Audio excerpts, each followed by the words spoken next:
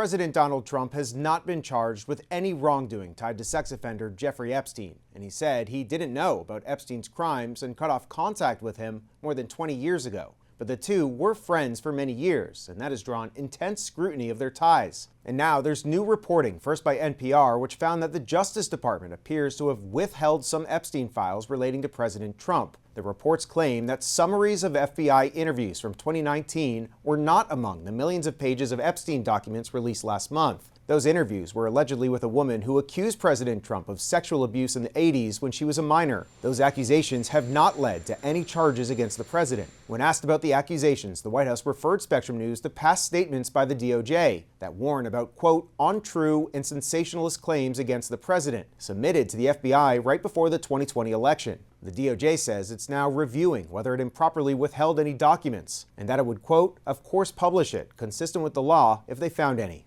There's a massive cover-up going on in the Justice Department. The top Senate Democrat Chuck Schumer held a news conference Thursday, accusing the Justice Department of withholding documents to protect the president. And Democrats are now seeking to review unredacted and unreleased files.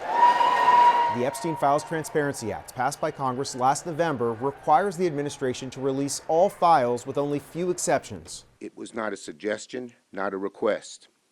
The law requires the DOJ to release all the files, not just some of the files, not just the ones they pick and choose and want to do. Now, that law, which was passed by Congress and then signed by the president, does allow the DOJ to withhold or redact files, but only for limited reasons. That includes to protect the identity of a victim, to prevent the release of child abuse material, or to protect an ongoing federal investigation. Democrats allege that the documents mentioning Trump that are being withheld do not fall under these exemptions.